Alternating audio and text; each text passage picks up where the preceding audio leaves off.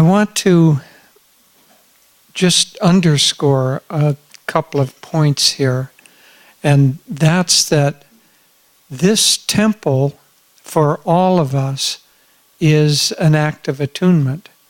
It's all of us, our gift to the world, our gift to basically to create a physical space that becomes the iconic center of our spiritual path. And the flow of energy that does that is basically attunement. And that's what happened here, is that here's a man with very strange karma.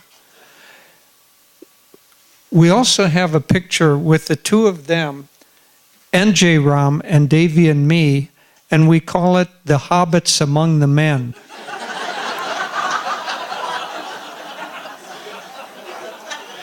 Ram makes everybody look like a hobbit. Yeah.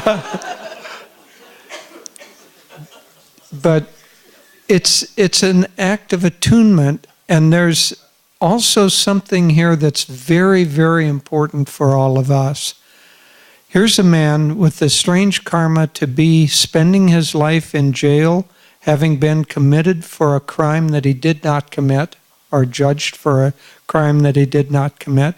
By the way, we're taking not just prayer action, but we're taking some real steps to try to get him free, as Swami urged over and over and over. But to come back to the point here, if there's any way that this society tries to limit a person, that limitation, the greatest limitation that society can put on a person is life in prison. And here's a person that refuses to be limited. And because he refuses to be limited in consciousness, Master is able to flow through him and create miracles. And that for all of us is a model. So J. Ram is not only a guru bhai, he's also a teacher for all of us. And we all need to hold him very deeply in our prayers and in our gratitude, not as someone different from us, only different in circumstances. As he said at the beginning, he's just operating a branch office for us. Okay, let's go on now to the temple itself. So we've, as Devi said, we have been working on this. As you know, we've been working on the design of the temple for a long time. We did a program for it. That's what Willow calls dozens, maybe hundreds of interviews with people asking what we should have in it, how it should be arranged, and all of those things. And then Panduranga has come up with this design. One thing that you'll notice here that's slightly different from images that you may have seen recently is that we're talking about changing the lower roof to a blue roof that will integrate somewhat better. We can't do the same tile on the whole of the building because it would be very, very expensive. But there's a kind of roofing material that we can get in many different colors, and so we're talking about a blue roof for that. So that's the exterior of it, and as you're looking here, it's not what you would see from this direction, which Atman will go into in more detail how it's sited. This is more kind of if you were coming down the path that is by Lotus Pond, and we're approaching, so the entrance is facing that direction, not toward here. So we can go on to the next slide. As Devi said, this is a temple of all religions, and there are 8 sides to it, so there are going to be 8 niches, and in those niches will be these symbols of the various different religions. Go on to the next slide. The entryway is going to have the murtis of the masters as we come in, and all of these things are kind of in final design, but these are the murtis that have been in Hansa Temple for a long time. So No, not Oh, at no, all. they're smaller ones. They're the smaller They're at ones. the meditation retreat. They're at the meditation retreat now. Okay, go on.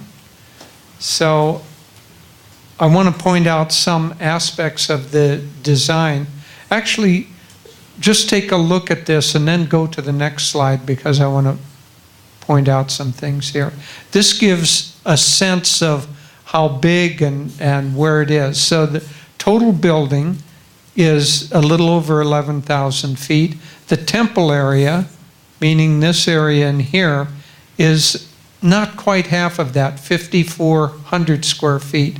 And so the occupancy in the main temple being this, which will be dome-shaped like this, it'll be, imagine sitting in the Moksha Mandir, but it being much, much larger, able to hold 276 people. This room is shaped roughly like this. If we cram everybody we can possibly get in to this room, we can get about 200 people in here. So this will comfortably, in this area, seat 276. Now, how do we accomplish that? Do we have to double the size or make it that much bigger? No, because of the magic of circles.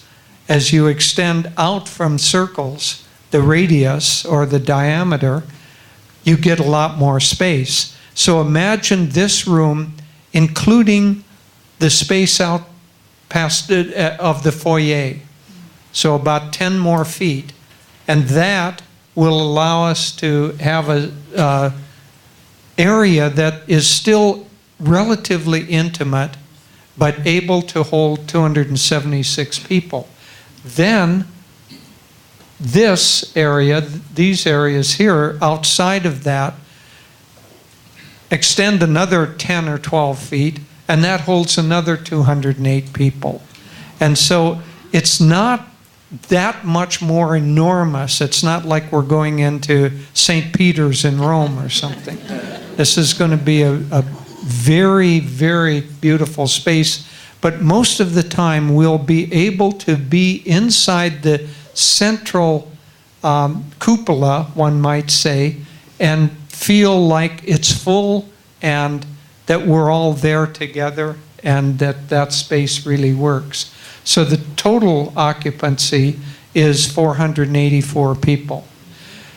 So then, in addition to that, go back to the last slide.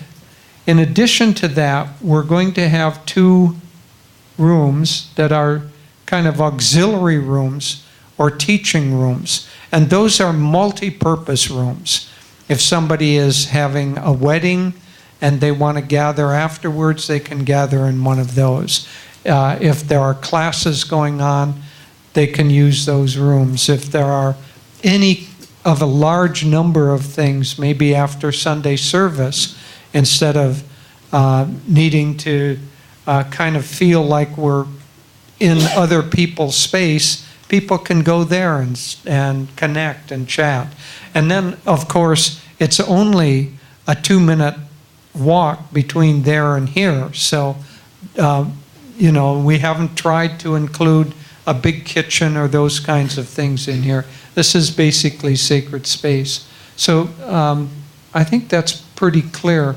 You can go to the next slide. So the foyer area here, you know, you'll enter and we saw the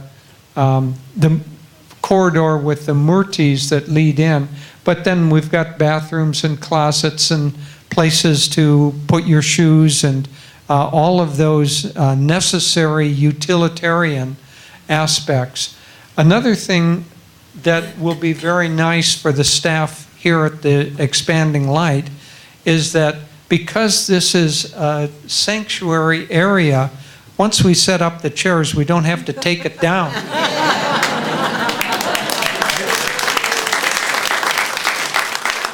There are a lot of people really, really happy about that.